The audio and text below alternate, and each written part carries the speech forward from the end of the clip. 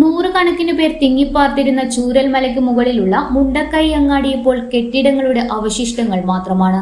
വീട്ടുപകരണങ്ങളും മരുന്നുകുപ്പിയും school കെട്ടിടത്തിന്റെ വാതിൽപ്പടിയുമെല്ലാം കരയിലെ അവശേഷിപ്പുകളായത് ആരുടെയും ഉള്ളിലേക്കും. അതിനിടയിൽ ജീവന്റെ തുടിപ്പുണ്ടോ എന്ന് പോലും അറിയാതെ നിരവധി പേർ കുടുങ്ങിക്കിടക്കുന്നു.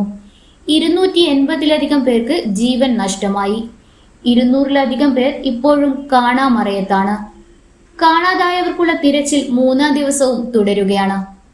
ഉരുൾപൊട്ടലിന്റെ പശ്ചാത്തലത്തിൽ മുഖ്യമന്ത്രി രാവിലെ 11 മണിയോടെ വയനാട്ടിലെത്തി. തുടർന്ന് മുഖ്യമന്ത്രിയുടെ അധ്യക്ഷതയിൽ ഉന്നതതല യോഗം ചേർന്നു. വയനാട്ടിലെ ഉരുൾപൊട്ടൽ മേഖലയിൽ രക്ഷിക്കാനാകുന്ന എല്ലാവരെയും സംരക്ഷിച്ചതായി സൈന്യം അറിയിച്ചതായി മുഖ്യമന്ത്രി പറഞ്ഞു. ചാലിയാറിൽ തിരച്ചിൽ തുടരാൻ തീരുമാനിച്ചെന്നും ദുരിതാശ്വാസ ക്യാമ്പുകൾ കുറച്ചുനാൾ കൂടി തുടരുമെന്നും നല്ല നിലയിൽ പുനരധിവാസം നടത്തുമെന്നും മുഖ്യമന്ത്രി പറഞ്ഞു. മുണ്ടക്കൈയിലേത് ദേശീയ ദുരന്തമായി പ്രഖ്യാപിക്കണമെന്നാണ് സംസ്ഥാനം ആവശ്യപ്പെടുന്നത്. കൂടാതെ രക്ഷാപ്രവർത്തനം ഏകോപിപ്പിക്കാൻ 4 മന്ത്രിമാരെ സ്ഥലത്ത് ചുമതലപ്പെടുത്തിയിട്ടുണ്ട്.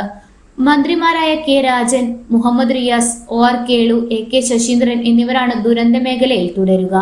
തുടർന്ന് ദുരന്തബാധിത മേഖലയും കോട്ടനാട് ഗവൺമെന്റ് UP സ്കൂളിലെ ദുരിതാശ്വാസ ക്യാമ്പും മുഖ്യമന്ത്രി സന്ദർശിച്ചു. ലോക്സഭാ പ്രതിപക്ഷ നേതാവ് രാഹുൽ ഗാന്ധിയും പ്രിയങ്ക ഗാന്ധിയും അടക്കമുള്ള കോൺഗ്രസ് നേതാക്കളും ദുരന്ത പ്രദേശത്ത് സന്ദർശനം നടത്തി. രാഹുൽ ഗാന്ധി, പ്രിയങ്ക ഗാന്ധി, KC വേണുഗോപാൽ, VD സതീശൻ എന്നിവരാണ് സ്ഥലത്തെത്തിയത്. പ്രത്യേക വിമാനത്തിൽ കണ്ണൂരിലെത്തിയ സംഘം റോഡ് മാർഗമാണ് വയനാട്ടിലെത്തിയത്. മേപ്പാടിയിലെ ദുരിതാശ്വാസ ക്യാമ്പുകൾ സംഘം സന്ദർശിക്കും. അതേസമയം വിപുലമായ രക്ഷാപ്രവർത്തനത്തിന് സൈന്യത്തിന്റെ നേതൃത്വത്തിൽ നിർമ്മിക്കുന്ന ബെയിലി പാലം ഇന്ന് വൈകിട്ടോടെ പ്രവർത്തനക്ഷമമാകും.